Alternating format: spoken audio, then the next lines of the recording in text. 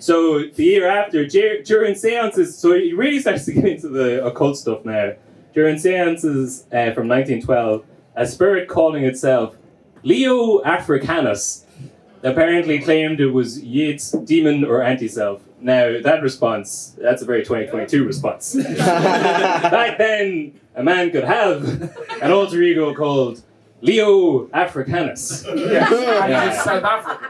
I don't know if Yeats was doing blackface, but Africanus, yeah. Oh yeah, that was John McBride that fought in the Boer War.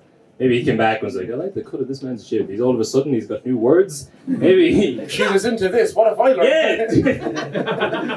What if I just take on the personality of him? It was his time in Transvaal. I will become Leo Africanus. I don't really know what he does with that, but he starts speaking to him anyway in his seances. So along comes Easter 1960, and Maud's ex-husband John McBride gets executed for his role in the uprising. At this stage in life, the 1916 uprising? Yeah, the Easter one.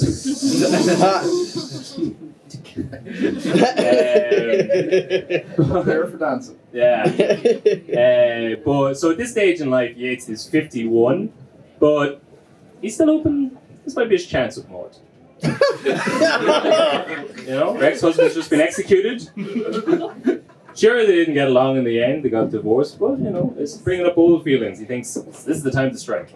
Also, she's like a real Irish nationalist, so this is like she's obviously in emotional turmoil at this time. But time to strike. Time to strike, which is vulnerable.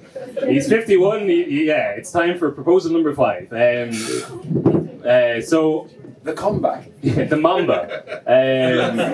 So he gives the proposal one more shot, although this time it comes with conditions, and it's generally thought by modern historians that this is more out of sort of honor and duty, this one, because he puts caveats to it. Because she's sort of gone a bit off the wagon at this point with the fascism. I read that she was also addicted to chloroform, which seems like it mightn't have been her fault, but... Oh no! I don't know, she loves Scooby-Doo premises. But so, this is sort of seen as maybe it was more of a sense of duty that her ex-husband had died and to support her kid from the first marriage and Isolde. And it was just seen as a nice gesture because of they have a sort of weird friendship over them. But she turns him down. But one of the other benefits, yeah. But this time he's kind of like you set it up as a sense of duty. No, but he kind of support. Yeah, still not.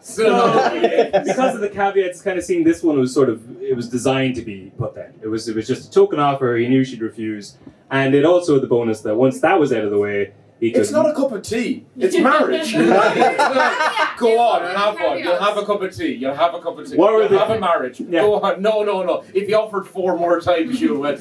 Fine, go on, then I will. Well, we'll see. The caveats were to do with where her son would live and she'd move back from France, and then she was raising him to speak French as the first language.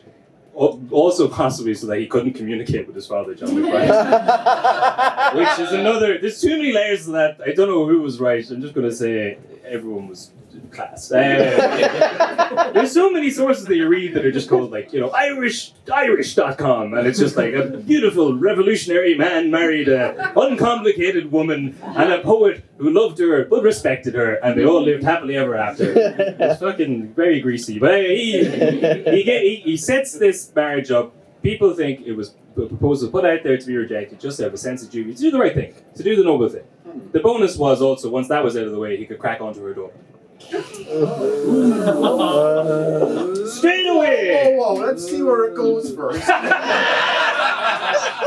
Let the man, give him a bit of a... He without sin. Yeah. So, how old is she? She's 22 at the time. So, yeah, save your vomit for the next sentence, if you could. So, because of...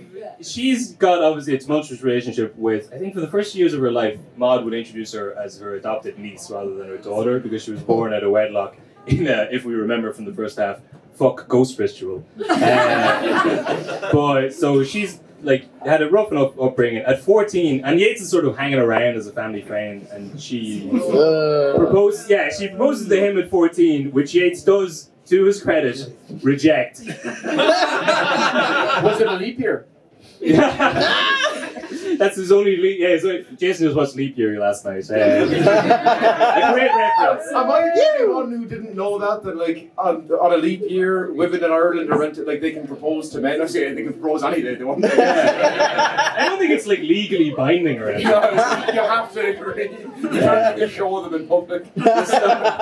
Some lad eventually was like, right, once every 4 years, if you just leave me alone, it gives me 3 years by time. But also for future reference, lads in relationships, comes to February 29th, run. Next one's not until 2024. Jason, a perennial single man, still checked. Didn't want to be called out. Don't get in a relationship 2 weeks before Valentine's Day. Don't get in a relationship 3 years before a leap year.